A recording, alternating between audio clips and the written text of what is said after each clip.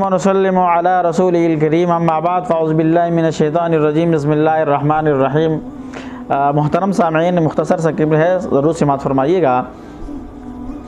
حضرت عمر فاروق رضی اللہ تعالیٰ عنہ کے دور میں ایک آدمی امیر المومنین کی خدمت میں حاضر ہوا تو سر سے خون بہہ رہا تھا اور اپنے بیٹے کی شکایت لے کر کے آیا اور کہنے لگا، امیر المومنین مجھے اپنے بیٹے نے مارا۔ حضرت عمر فاروق رضی اللہ تعالیٰ عنہ نے ان کے زمانے میں انہوں نے پولیس کا ایک محکمہ جو ہے نا وہ بنایا ہوا تھا، تو انہوں نے اپنے پولیس کو بلایا، اپنے ساتھیوں کو بلایا اور پھر ان سے کہا، ان پولیس کو، کہ جاؤ اس کے بیٹے کو گرفتار کر کے لے آؤ۔ اور اس کا بیٹا وہ گدھے چرانے جنگل گیا ہوا تھا، تو اس آدمی کا بیٹا، تو وہ ان کی پولیس چلے گئے اور اس کے بیٹے کو گرفتار کر کے لے آئیں، ڈھونڈ کر کے گرفتار کر کے لے آئیں۔ حضرت عمر فاروق رضی اللہ تعالیٰ عنہ کے دربار میں ان کو پیش کیا تو حضرت عمر فاروق رضی اللہ تعالیٰ عنہ کے بیٹے سے پوچھا کہ آپ نے اپنے ابو کو کیوں مارا ہے؟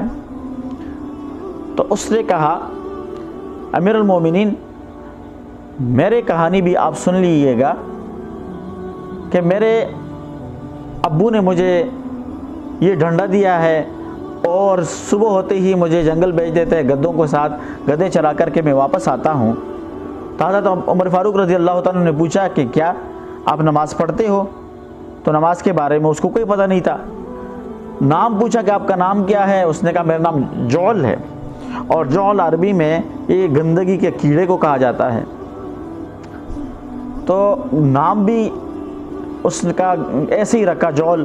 حضرت عمر فاروق رضی اللہ تعالیٰ عنہ نے اس کے ابو کی طرف یوں کر کے دیکھا، کہا کچھ نہیں، صرف دیکھا۔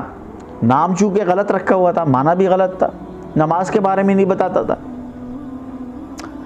دوسرا کام، ابو نے ان کو یہ سکھایا تھا کہ بیٹا جب بھی گدھے آپس میں لڑتے ہیں تو آپ نے پیچھے سے اس کو نہیں مارنا، ایسے نہ ہو کہ وہ آپ کو لات مار دے، اس لیے آپ نے سر کی طرف سے مارنا ہے تاکہ وہ ایک گدھا ایک طرف چلا جائے، دوسرا گدھا دوسری طرف چلا جائے۔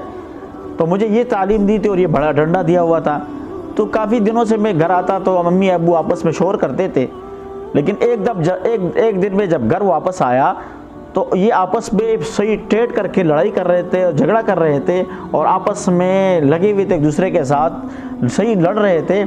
تو میں نے کافی دفعہ منع کیا لیکن نہیں ہوا۔ تو پھر جس طریقے سے ابو نے مجھے طریقہ سکھایا تھا گدھے کو مارنے کے لیے، الگ کرنے کے لیے، تو میں نے بھی ڈنڈا اٹھایا تو اتفاقاً ابو کا سر درمیان میں آیا تو اس کو لگ گیا، تو اس لیے وہ آپ کے پاس شکایت لے کر کے آئے ہیں۔ اور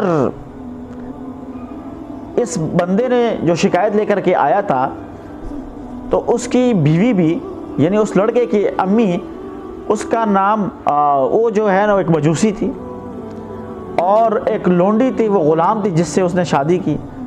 تو پھر بھی حضرت عمر فاروق رضی اللہ تعالیٰ نے اس کی طرف دیکھا اور کہا کہ سب سے پہلی بات تو یہ ہے کہ آپ نے اس کو نماز کی ترغیب نہیں دی، دوسری بات یہ ہے کہ آپ نے اس کو کوئی تعلیم نہیں دیا، تیسرا کام یہ کہ آپ نے کہ اس کا نام بھی آپ نے غلط رکھا ہوا ہے، اور آپ اس کو صبح سے لے کر کے شام تک اس میں بکریاں گدھے چراتے ہیں، تو پھر یہ آپ کو ڈنڈا نہیں مارے گا تو آپ سے پیار کرے گا۔ تعلیم بھی آپ نے ایسے سکھائی ہے، اور ماں بھی آپ نے اس کے لیے ایسے ہی چنا، وہ جو مجوسی ہے۔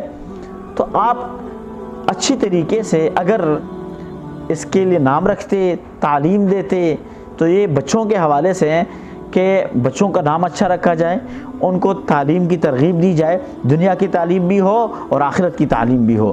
دنیا کی تعلیم یہ دنیا میں رہے گی، لیکن آخرت کی تیاری بھی اپنے بچوں کو کروایا جائے، آخرت کے بارے میں بھی ان کو بتایا جائے، قرآن مجید کی تلاوت، اس طریقے سے قرآن کا پڑھنا، اچھی طریقے سے سیکھنا، اور بچوں کو نماز کی پابندی بنایا جائے۔ تو یہ سارے والدین کے اوپر ان کا فرض ہے بچوں کا کہ وہ ان کو اچھی تعلیم دے، تو کل کے لیے پھر پچھتانا نہیں پڑتا۔ اس لیے ہمیں چاہیے کہ اپنے بچوں کو اچھی تعلیم دے، اچھی تربیت دے، اور ان کو نماز کی ترغیب دے، قرآن کی ترغیب دے، قرآن پڑھایا جائے ان کو، اور اچھی طریقے سے ان کو مسائل کو ان کو تمام مسائل سے آگاہ کی جائے۔ اللہ ہم سب کو عمل کی توفیق نصیب فرمائے۔ وآخر دعوانا الحمدللہ رب العالمین۔